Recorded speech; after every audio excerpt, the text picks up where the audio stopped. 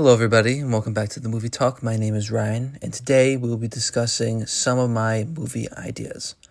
Now, a few months back I made a video talking about Ghostbusters and Indiana Jones and Scooby-Doo, in particular my ideas on a new movie for each of those franchises. So if you're a fan of any of those franchises, that video is up on the channel. I'd love to hear your thoughts on that. But for today I decided I wanted to talk about two movie ideas. One based on an existing franchise and one an original idea that I thought of. The first one being Jaws Resurface. It is my version of a requel, that's a current saying I believe of it, of a new Jaws movie. And then I'll be talking about my original idea, Bridge of Power, which is my take on a mob movie.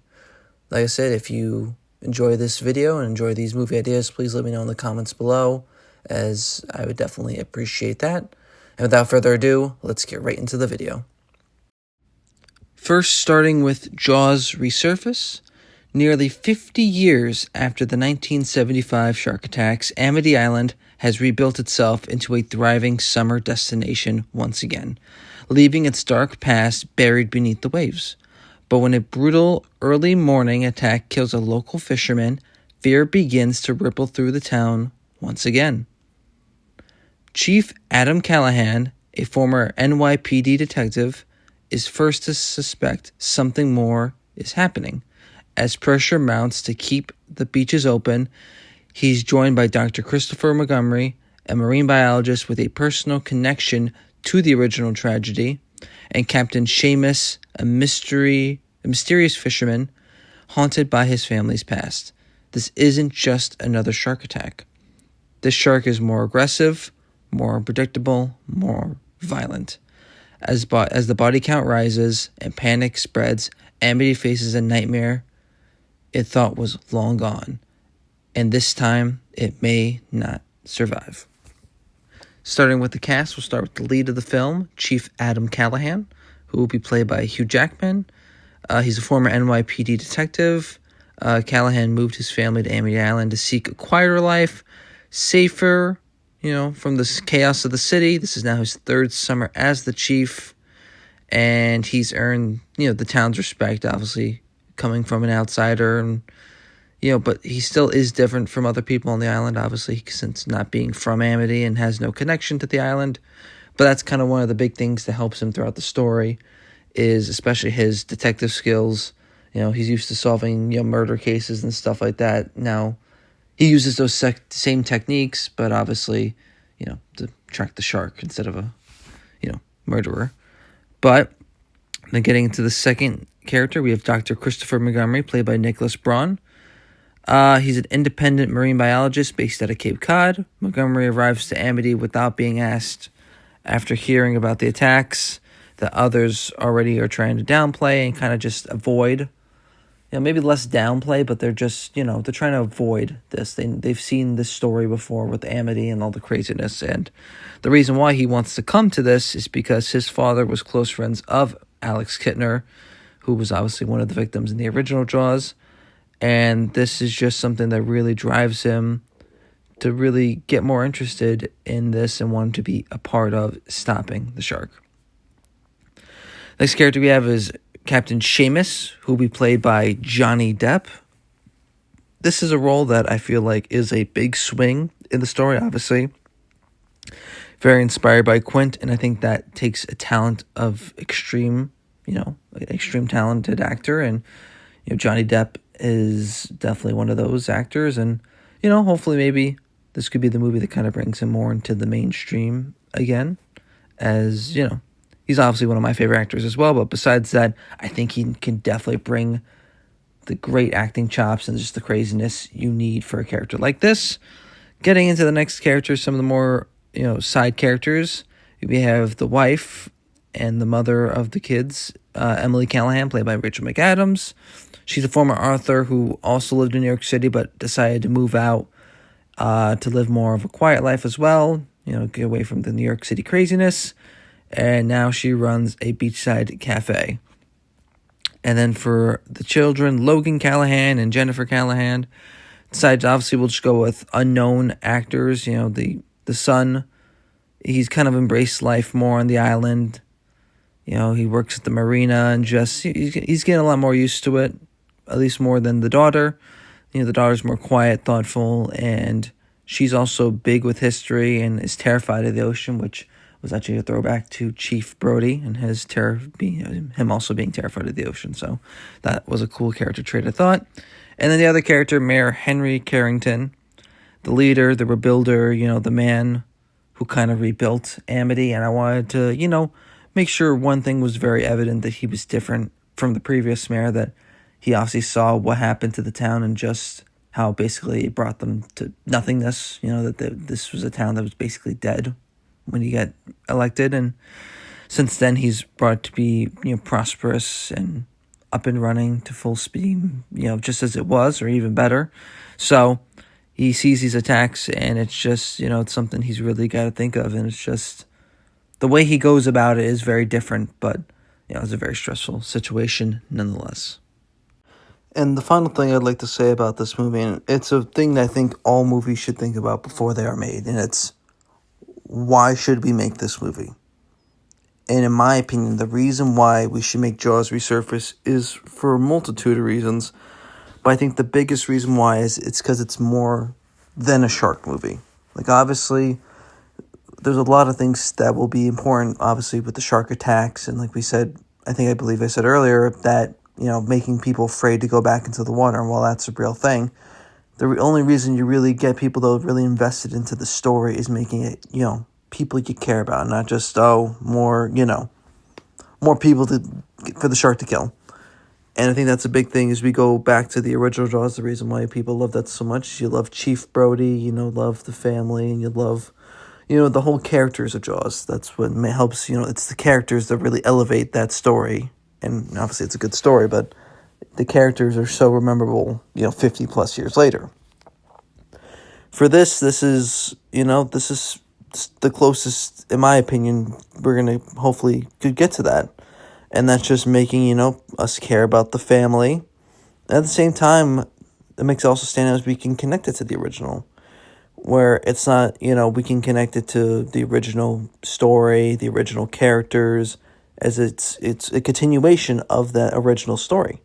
So obviously there's a lot there for new audiences, as this is a new family. It's a lot of new stuff for new audiences to get to attach to. But of course, whether it's people, my age that grew up on it, or, even people still alive that witnessed it when it came out back in theaters or grew up with it, they can relate to that as well. So I feel like there's a lot there for all audiences, really. And personally, I can't remember the last time we had a really good shark movie. And that is something I would most definitely want to see. The next story idea I would like to talk about is one of my own original ideas called Bridges of Power. The story takes place in 1998 New York City. It follows our main character, 24-year-old Marco Caruso. He is born into both an Italian and Irish mob family, and in the city is becoming more and more run by different gangs. Outside of the Irish and Italians, you have the Albanians, you have the Russians and the Muslims, as they have their own different crime units in New York City. Marco is seen as the bridge who can unite the Italians and Irish to control New York's underworld. And with the Irish and Italian mobs uniting, that could basically give them full access and full control, not only over other mobs, but basically of the entire city. This is more of a tragic story, as Marco originally sees this idea as a great thing. Obviously, he sees the lavish lifestyle where obviously you make a lot of money and you have a lot of respect, it seems like. But once he really grows up, like I said, becomes 24 in the story, is when he becomes more active with the mob and is more being pushed to the front as the successor of not only the Italian mob, but the Irish mob, and linking the two worlds. But he slowly realizes that this is not a great lifestyle, and that there's a lot of tragedy, there's a lot of loss, and there's a lot of betrayal that goes along with this territory. As with that, he falls in love with an outside girl who he also gets very worried of dragging her into this dangerous lifestyle, as he falls in love and realizes his crazy life that he has ahead of him. He is unsure. He loves her so much, he's unsure if he wants to put her through the pain that comes with this lifestyle. And overall, the story really just continues to talk about the mob, and obviously not only the influence they have, especially back then, but also realistically what the mob is like and how it's not all it's cracked up to be for some people. Now delving into the director, and this is a very pivotal role, obviously, being the director, but especially for this movie, we needed someone that can really bring something to this film, as it's a very complex story, but also a very unique mob story.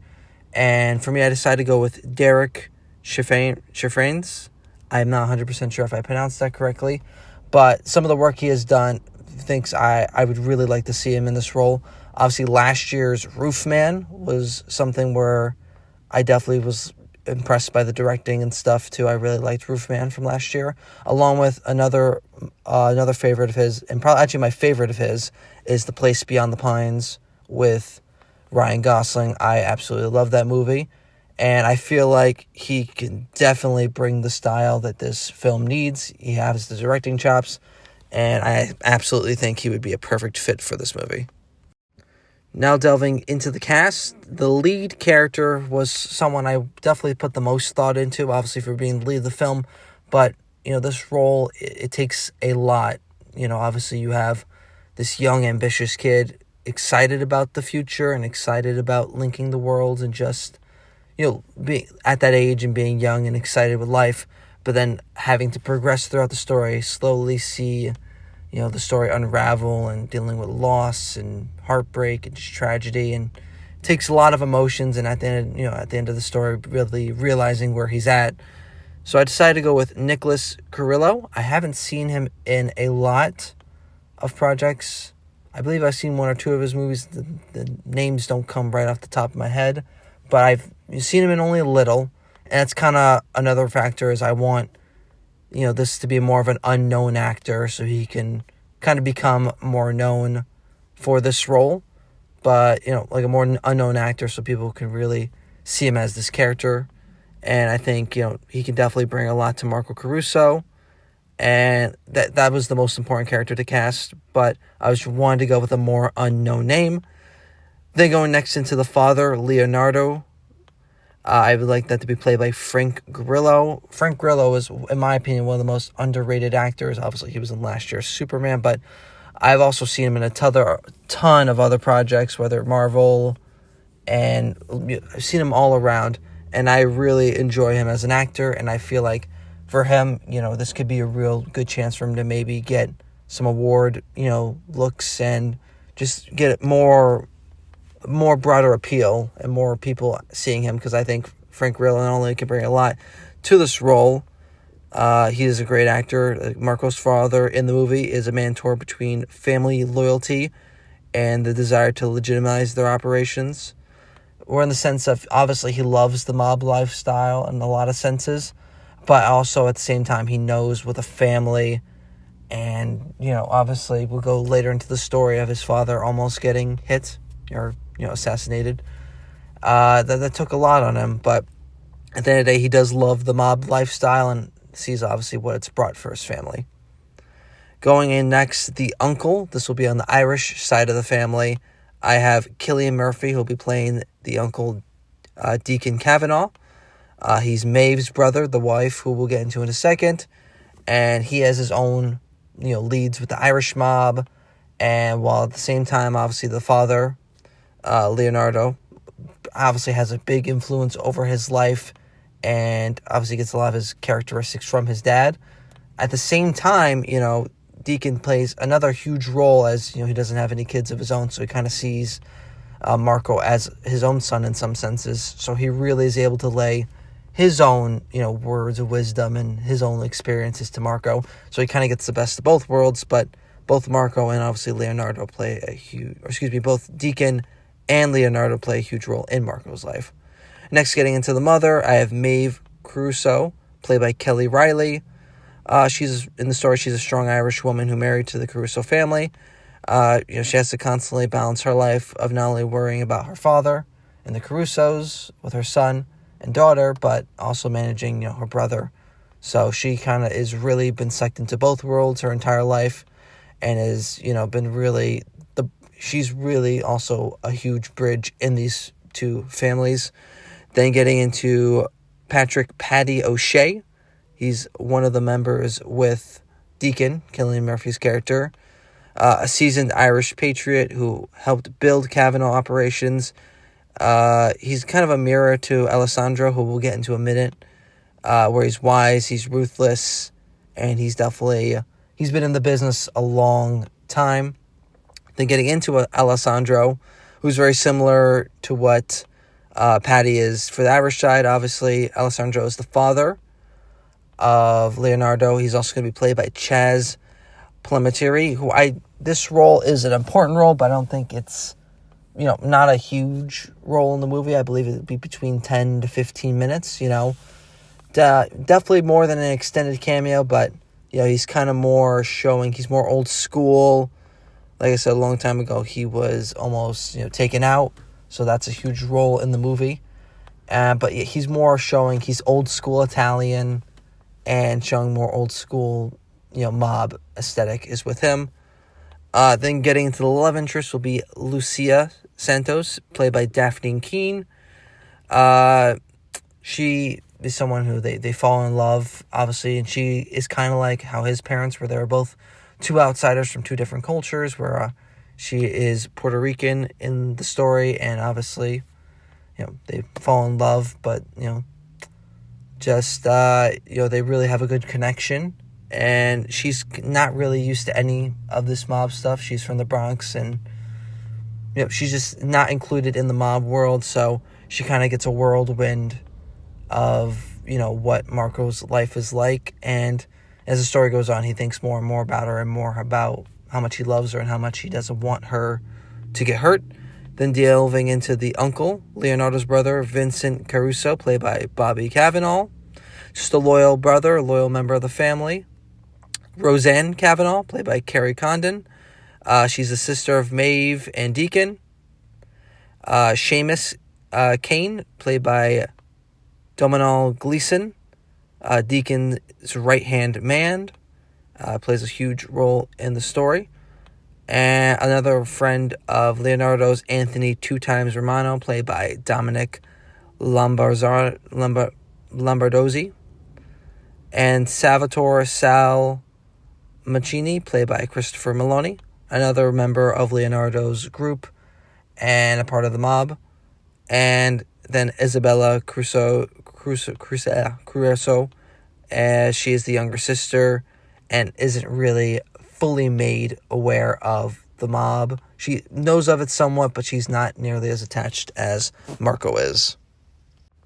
And that's going to do it for today's video. Please let me know, of the two stories, Jaws Resurface and Bridge of Power, please let me know which one you liked more, or if you want to get in particular, what do you like about each of them. Please let me know which one, like I said, is your favorite, and just overall, if you like me, I have a lot more other movie ideas on my TikTok, @TheMovieTalk, if you want to check them out, and I'd love to make more videos about them, but just leave me your thoughts and opinions in the comments section below, and I'll see you in the next one.